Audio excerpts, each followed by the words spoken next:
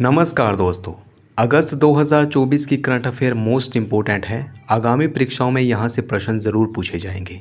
इस वीडियो में हम इस महीने की करंट अफेयर को डिटेल में पढ़ेंगे, प्रश्नों के माध्यम से पढ़ेंगे और हर प्रश्न को व्याख्या के साथ पढ़ेंगे। तो प्लीज़ आप ये वीडियो ज़रूर देखना, पूरी देखना। चलिए शुरू करते हैं। पहला प्रश्न है, हाल ही में संघ लोक सेवा आयोग यानी यूनियन पब्लिक सर्विस कमीशन अर्थात यूपीएससी का किसे नियुक्त किया गया है? इसका सही जवाब है ऑप्शन ए प्रीति सूदन। देख लेते हैं डिटेल। हाल ही में प्रीति सूदन को संघ लोक सेवा आयोग यानी यूपीएससी का नया अध्यक्ष नियुक्त किया गया है। बता दें कि उनकी यह नियुक्ति भारतीय संविधान के अनुच्छेद 316 ए के तहत की गई है। आइए यूपीएससी के बारे में जान लेते हैं। यह भारत के संविधान के अनुच्छेद 315 से 323 तक भाग 14 अध्याय 2 के तहत एक संवैधानिक निकाय है। यह अनुच्छेद 320 के तहत सौंपे गए अपने कर्तव्यों, कार्यों और दायित्वों का निर्वहन करता है। इसके अध्यक्ष और अन्य सदस्यों की नियुक्ति भारत के राष्ट्रपति द्वारा की जाती है। इसका कोई भी सदस्य 6 वर्ष की अवधि या 65 वर्ष की आयु तक जो भी पहले हो पद पर बना रहेगा। अनुच्छेद 315 संघ और भारत के राज्यों के लिए लोक सेवा आयोग का गठन। अनुच्छेद 316 यूपीएससी और राज्य लोक सेवा आयोग के सदस्यों की अवधि। अनुच्छेद 317 यूपीएससी और स्टेट पीसीएस दोनों के सदस्यों को हटाना या निलंबित करना। अनुच्छेद 319 आयोग के सदस्यों द्वारा सदस्य न रह जाने पर पद धारण करने का प्रतिषेध। तो इस प्रकार इस प्रश्न का सही जवाब है ऑप्शन ए प्रीति सूदन को यूपीएससी का नया अध्यक्ष नियुक्त किया गया है। नेक्स्ट क्वेश्चन की ओर बढ़ते हैं। भारत में पहला राष्ट्रीय अंतरिक्ष दिवस कब मनाया गया? मोस्ट इम्पोर्टेंट क्वेश्चन और इसका सही जवाब है ऑप्शन बी 23 अगस्त 2024। डिटेल देख लेते हैं। 23 अगस्त 2024 को देश भर में पहला राष्ट्रीय अंतरिक्ष दिवस मनाया जा रहा है। बता दें कि पिछले साल इसी दिन चंद्रयान 3 मिशन ने चांद की सतह पर विक्रम लैंडर की सुरक्षित और सॉफ्ट लैंडिंग कराई थी। इस वर्ष के उत्सव का विषय है, यानी कि अब की बार की थीम है, चंद्रमा को छूते हुए जीवन को छूना, भारत की अंतरिक्ष गाथा, जो समाज और प्रौद्योगिकी पर अंतरिक्ष अन्वेषण के गहन प्रभाव पर जोर देता है। आइए जान लेते हैं चंद्रयान 3 मिशन के बारे में।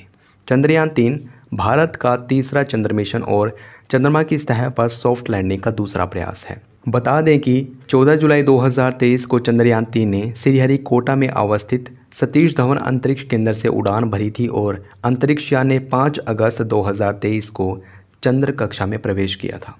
विक्रम लैंडर ने 23 अगस्त 2023 को चंद्रमा के दक्षिण ध्रुव के निकट लैंडिंग की थी। तो इस प्रकार इस प्रश्न का सही जवाब है ऑप्शन सी 23 अगस्त 2024 को राष्ट्रीय अंतरिक्ष दिवस मनाया गया है। बढ़ते हैं अगले प्रश्न की ओर। हाल ही में अंतर्राष्ट्रीय क्रिकेट परिषद यानी इंटरनेशनल क्रिकेट काउंसिल अर्थात आईसीसी का नया अध्यक्ष किसे नियुक्त किया गया है? इसका सही जवाब है ऑप्शन डी जय शाह। देख लेते हैं व्याख्या। हाल ही में जय शाह को अंतर्राष्ट्रीय क्रिकेट परिषद अर्थात आईसीसी का निर्विरोध नया अध्यक्ष चुना गया है। वे वर्तमान अध्यक्ष ग्रेग बेर्कले के कार्यकाल की समाप्ति के बाद 1 दिसंबर को आईसीसी का पदभार संभालेंगे। गौरतलब है कि जय शाह 2019 से बीसीसीआई के सचिव और एशियाई क्रिकेट परिषद के अध्यक्ष के रूप में कार्यरत हैं। आप ये भी जानते रहिए 35 वर्ष की आयु में जय शाह आईसीसी के इतिहास में सबसे युवा अध्यक्ष बन गए हैं। जान लेते हैं अंतर्राष्ट्रीय क्रिकेट परिषद यानी आईसीसी के बारे में। यह क्रिकेट के लिए वैश्विक शासी निकाय है। वर्तमान में इसकी सदस्य संख्या 108 है। वर्ष 1909 में इंपीरियल क्रिकेट कॉन्फ्रेंस के गठन से एक संरचित अंतर्राष्ट्रीय क्रिकेट निकाय की शुरुआत हुई थी। इसमें प्रारंभिक रूप से इंग्लैंड, ऑस्ट्रेलिया और दक्षिण अफ्रीका शामिल थे। बता दें कि बाद में इसमें वेस्ट इंडीज़ वर्ष 1928 में, न्यूजीलैंड वर्ष 1930 में, भारत वर्ष 1932 में और पाकिस्तान वर्ष 1952 में शामिल हुआ। बीसीसीआई का पूरा नाम है भारतीय क्रिकेट कंट्रोल बोर्ड। तो इस प्रकार इस प्रश्न का सही जवाब है option D Jay Shah ICC के नए अध्यक्ष बने हैं। नेक्स्ट क्वेश्चन है, हाल ही में भारत के 23वें विधि आयोग का गठन किनके द्वारा किया गया? इसका सही जवाब है ऑप्शन ए राष्ट्रपति। देख लेते हैं व्याख्या। हाल ही में भारत की राष्ट्रपति द्रौपदी मुर्मू ने 3 साल के कार्यकाल के लिए 23वें विधि आयोग का गठन किया है। बता दें कि विधि आयोग 1 सितंबर 2024 से 31 अगस्त 2027 तक कार्य करेगा। गौरतलब है कि यह आयोग कानूनी प्रणाली में आवश्यक कानूनी सुधारों की समीक्षा करने और सुझाव देने के लिए जिम्मेदार होगा। भारतीय विधि आयोग के बारे में जान लेते हैं। भारतीय विधि आयोग न तो संवैधानिक निकाय है और न ही वैधानिक निकाय है। यह भारत सरकार के आदेश द्वारा स्थापित एक कार्यकारी निकाय है। इसका मुख्य कार्य कानूनी सुधारों के लिए कार्य करना है। इसके सदस्यों में मुख्य रूप से कानूनी विशेषज्ञ शामिल हैं। प्रथम विधि आयोग का गठन वर्ष 1834 में लॉर्ड मैकाले की अध्यक्षता में किया गया था। इसके बाद क्रमशः 1853, 1861 और 1879 में दूसरे, तीसरे और चौथे विधि आयोग का गठन किया गया। वर्ष 1955 में स्वतंत्र भारत के पहले विधि आयोग का गठन किया गया था, जिसके अध्यक्ष थे भारत के तत्कालीन attorney general Shri MC Setalvad. तो इस प्रकार से इस प्रश्न का सही जवाब है ऑप्शन ए, राष्ट्रपति द्रौपदी मुर्मू ने भारत के 23वें विधि आयोग का गठन किया है।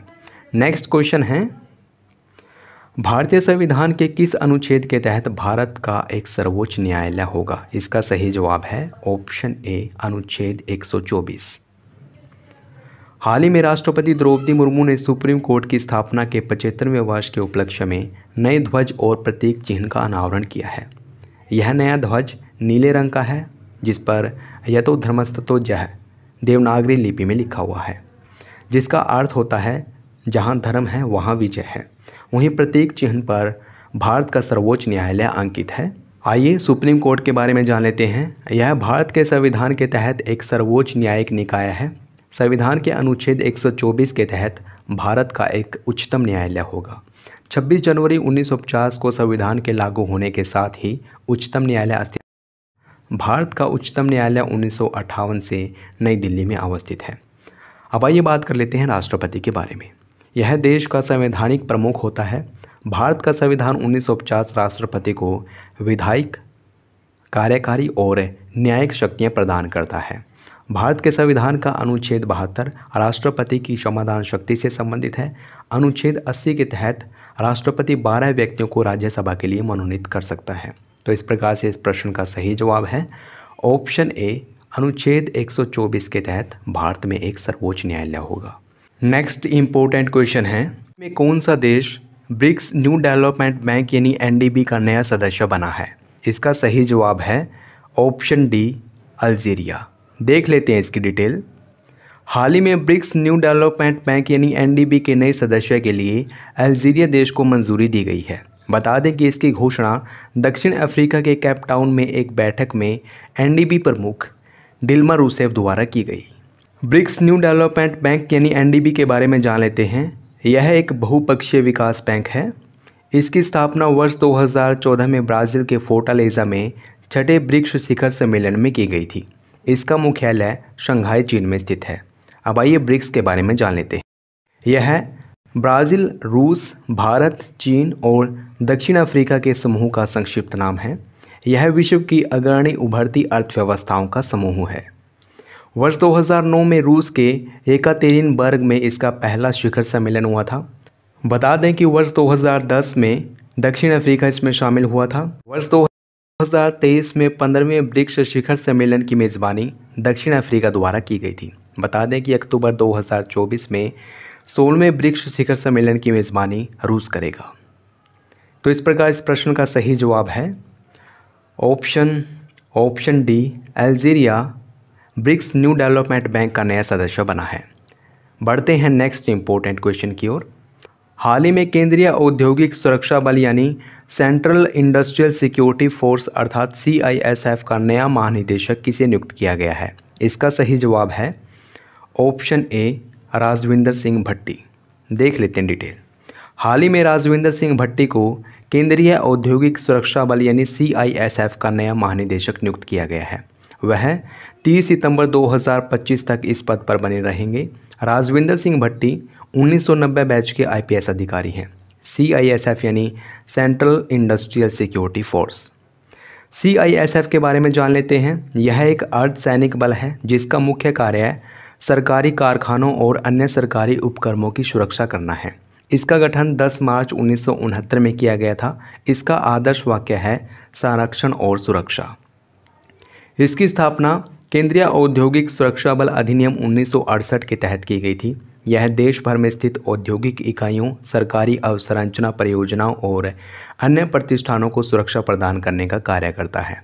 तो इस प्रकार इस प्रश्न का सही जवाब है option A, Rajvinder Singh Bhatti CISF के नए महानिदेशक बने हैं। नेक्स्ट इंपॉर्टेंट क्वेश्चन है, हाल ही में रेलवे बोर्ड का नया अध्यक्ष और CEO किसे नियुक्त किया गया है? इसका सही जवाब है ऑप्शन बी, सतीश कुमार।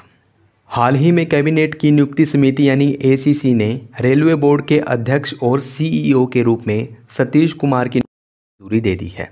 सतीश कुमार 1 सितंबर से अपनी सेवानिवृत्ति की तिथि तक कार्यभार संभालेंगे।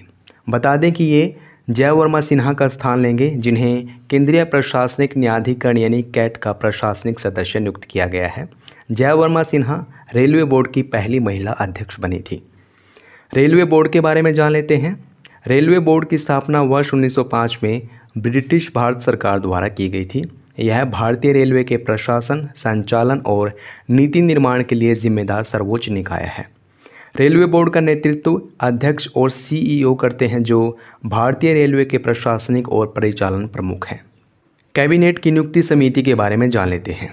भारत सरकार के भीतर एक उच्च स्तरीय समिति है जो केंद्र सरकार और सार्वजनिक क्षेत्र के उपक्रमों में प्रमुख पदों पर वरिष्ठ अधिकारियों के लिए जिम्मेदार है। इस समिति की स्थापना वर्ष 1950 में की गई थी। ACC की अध्यक्षता भारत के प्रधानमंत्री करते हैं तथा यह भारत की 8 कैबिनेट समितियों में से एक है। तो इसलिए इस प्रश्न का सही जवाब है option B, Satish Kumar railway board के नए अध्यक्ष और CEO बने हैं। देख लेते हैं अगला प्रश्न। हाल ही में सीमा सुरक्षा बल यानी बोर्ड सिक्योरिटी फोर्स अर्थात BSF का नया महानिदेशक किसे नियुक्त किया गया है? इसका सही जवाब होगा ऑप्शन ए, दलजीत सिंह चौधरी। आइए देख लेते हैं इसकी डिटेल। हाल ही में दलजीत सिंह चौधरी 30 नवंबर 2025 तक सीमा सुरक्षा बल यानी BSF का महानिदेशक नियुक्त किया गया है। दलजीत सिंह चौधरी उत्तर प्रदेश कैडर के 1990 बैच के IPS अधिकारी हैं। साथ ही राजविंदर सिंह भट्टी को केंद्रीय औद्योगिक सुरक्षा बल यानी CISF का महानिदेशक नियुक्त किया गया है। सीमा सुरक्षा बल यानी BSF के बारे में जान लेते हैं। BSF भारत का एक प्रमुख सशस्त्र पुलिस बल है। यह विश्व का सबसे बड़ा सीमा रक्षक बल है। इसकी स्थापना 1 दिसंबर 1965 में भारत पाकिस्तान युद्ध के बाद की गई थी। यह भारत के 5 केंद्रीय सशस्त्र बलों में से एक है। यह गृह मंत्रालय के प्रशासनिक नियंत्रण के अंतर्गत कार्यरत है। इसे भारत पाकिस्तान अंतर्राष्ट्रीय सीमा, भारत बांग्लादेश अंतर्राष्ट्रीय सीमा और नियंत्रण रेखा यानी LOC पर भारतीय सेना के साथ तैनात किया गया है। इस बल की तैनाती नक्सल विरोधी अभियानों में भी की जाती है।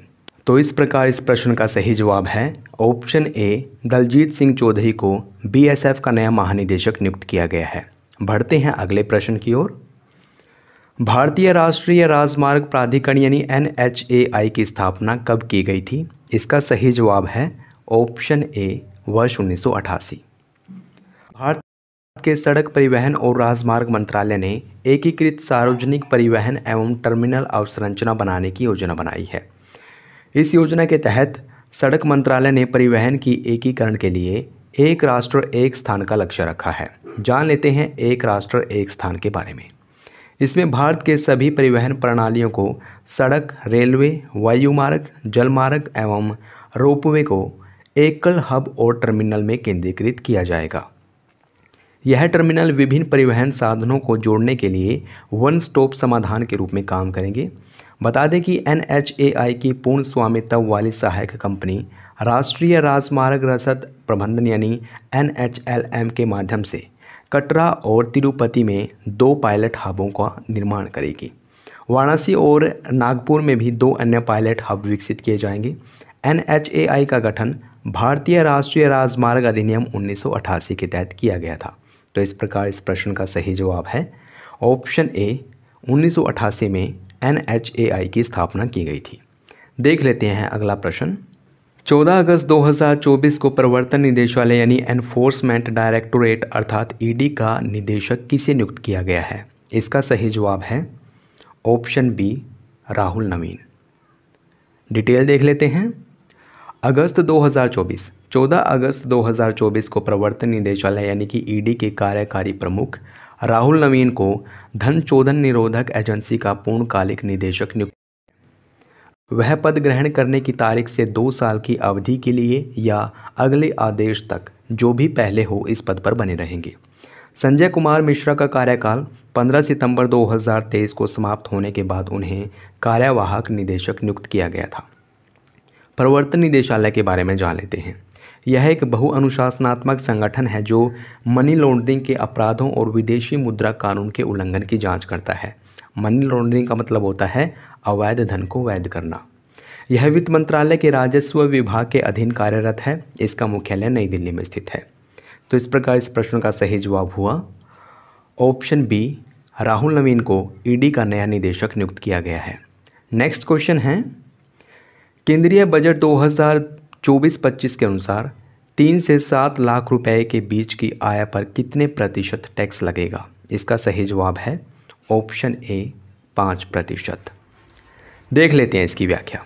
हाल ही में वित्त मंत्री निर्मला सीतारमण ने संसद में केंद्रीय बजट 2024-25 पेश किया। बता दें कि यह उनका लगातार 7वां बजट है। वित्त मंत्री ने यह भी घोषणा की है कि नई कर व्यवस्था के तहत वेतनभोगी व्यक्तियों के लिए मानक कसौटी सीमा मौजूदा 50,000 रुपये से बढ़ाकर 75,000 रुपये कर दी जाएगी। नई कर व्यवस्था के तहत संशोधित कर स्लैब इस प्रकार से हैं। 0 से 3 लाख रुपए के बीच की आय पर 0% टैक्स, 3 से 7 लाख रुपए 5% टैक्स, 7 से 10 लाख रुपए 10% टैक्स, 10 से 12 लाख रुपए 15% टैक्स, 12 से 15 लाख रुपए 20% टैक्स और 15 लाख रुपए से अधिक आय पर 30% टैक्स लगेगा। वित्त मंत्री निर्मला सीतारमण ने 2024-25 के बजट में दीर्घकालिक पूंजीगत लाभ कर को 10% से बढ़ाकर 12.5% करने का प्रस्ताव रखा है। केंद्र सरकार ने वर्ष 2024-25 के बजट में सभी वर्ग के निवेशकों के लिए एंजल टैक्स को समाप्त कर दिया है। वहीं विदेशी कंपनी के लिए कॉरपोरेट टैक्स को घटाकर 25% कर दिया है। वित्त मंत्री निर्मला सीतारमण ने पेंशन भोगियों के लिए पारिवारिक पेंशन में कटौती की घोषणा की है, जिसे वर्तमान में 15,000 रुपये से बढ़ाकर 25,000 रुपये किया जाएगा। तो इस प्रकार इस प्रश्न का सही जवाब है ऑप्शन ए 5% टैक्स लगाया गया है 3 से 7 लाख रुपए की। नेक्स्ट क्वेश्चन है, काजू वैली पक्षी अभयारण्य जिसे हाल ही में आर्द्रभूमि स्थल घोषित किया गया है किस राज्य में स्थित है? इसका सही जवाब है ऑप्शन सी तमिलनाडु। देख लेते हैं डिटेल। 14 अगस्त 2024 को भारत के 3 नई आर्द्रभूमि स्थलों को रामसर सूची में शामिल किया गया। इन 3 नई आर्द्रभूमि स्थलों के नाम इस प्रकार हैं। नंज नारायण पक्षी अभयारण्य तमिलनाडु में स्थित है, काजू वैली पक्षी अभयारण्य तमिलनाडु में और तवा जलाशय मध्य प्रदेश में स्थित है। उल्लेखनीय है कि भारत में रामसर स्थलों की कुल संख्या 85 हो गई है। भारत के रामसर स्थल देश के कुल आर्द्रभूमि क्षेत्र का लगभग 10% हिस्सा है। गौरतलब है कि भारत में रामसर स्थल आर्द्रभूमि 18 राज्यों में फैली हुई है। रामसर कन्वेंशन के बारे में जान लेते हैं। यह एक अंतर सरकारी संधि है जिसे 2 फरवरी 1971 को कैस्पियन सागर के दक्षिणी तट पर स्थित ईरानी शहर रामसर में अपनाया गया था। भारत में यह अधिनियम 1 फरवरी 1982 में लागू हुआ। भारत में सबसे अधिक 18 रामसर स्थल तमिलनाडु में स्थित हैं और दूसरे स्थान पर है उत्तर प्रदेश। उत्तर प्रदेश में 10 हैं। बता दें कि 2 फरवरी को विश्व आर्द्रभूमि दिवस मनाया जाता है। आर्द्रभूमि क्या होती है? यह दलदली भूमि, पिटलैंड या नम भूमि होती है। तो इस प्रकार इस प्रश्न का सही जवाब है ऑप्शन सी तमिलनाडु में स्थित है काजू वैली पक्षी अभयारण्य जिसे हाल ही में आर्द्रभूमि स्थल घोषित किया गया है। बढ़ते हैं नेक्स्ट क्वेश्चन की ओर। हाल ही में किस राज्य में पहली बार सौर ग्राम योजना की शुरुआत की गई है? इसका सही जवाब होगा ऑप्शन बी महाराष्ट्र। हाल ही में महाराष्ट्र सरकार ने पहली बार सौर ग्राम योजना की शुरुआत की है। इस योजना का उद्देश्य है 100 गाँव को 100% सौर ऊर्जा से बिजली उपलब्ध कराना है। इसके अलावा महाराष्ट्र राज्य विद्युत वितरण कंपनी ने प्रत्येक जिले के 2 गाँव को 100% सौर ऊर्जा से बिजली उपलब्ध कराने की प्रतिबद्धता जताई है। बता दें कि सतारा जिले का मन्याचीवाड़ी गांव सौर ऊर्जा से 100% विद्युतीकृत होने वाला महाराष्ट्र राज्य का पहला गांव बन गया है। गौरतलब है कि नवीन और नवीकरणीय ऊर्जा मंत्रालय यानी कि MNRE ने देश भर में प्रत्येक ज़िले में एक आदर्श सौर गांव स्थापित करने के लिए दिशा निर्देश जारी किए हैं। बता दें कि MNRE की अधिसूचना में कहा गया है कि इन मॉडल सौर गाँव को पीएम सूर्य घर योजना के हिस्से के रूप में विकसित किया जाएगा। आइए जान लेते हैं पीएम सूर्य घर योजना अर्थात सूर्य घर मुफ्त बिजली योजना के बारे में। इसकी शुरुआत प्रधानमंत्री नरेंद्र मोदी ने 15 फरवरी 2024 में की थी। इसके तहत घरों की छतों पर सौर संयंत्र लगाने के लिए सब्सिडी दी जाएगी। इस योजना से 1 करोड़ घरों को हर महीने 300 यूनिट तक मुफ्त बिजली उपलब्ध कराने का लक्ष्य रखा गया है। तो इस प्रकार इस प्रश्न का सही जवाब है ऑप्शन बी, महाराष्ट्र में शुरू की गई है सौर ग्राम योजना। दोस्तों ये प्रश्न आप लोगों के लिए है, प्लीज़ इसका सही जवाब कमेंट बॉक्स में ज़रूर बताना। प्रश्न पूछा गया है आपसे, हाल ही में संघ लोक सेवा आयोग यानी यूनियन पब्लिक सर्विस कमीशन अर्थात यूपीएससी का नया अध्यक्ष किसे नियुक्त किया गया है। ऑप्शंस हैं मनोज सोनी, प्रीति सूदन, संजय कुमार या फिर दिलबाग सिंह। प्लीज़ इस प्रश्न का सही जवाब कमेंट बॉक्स में ज़रूर बताना। वीडियो कैसी अगर अच्छी लगे तो इसको लाइक और शेयर करना न भूलें। अगर आपने चैनल को सब्सक्राइब नहीं किया है प्लीज़ अभी सब्सक्राइब करें। वीडियो देखने के लिए आपका बहुत बहुत धन्यवाद।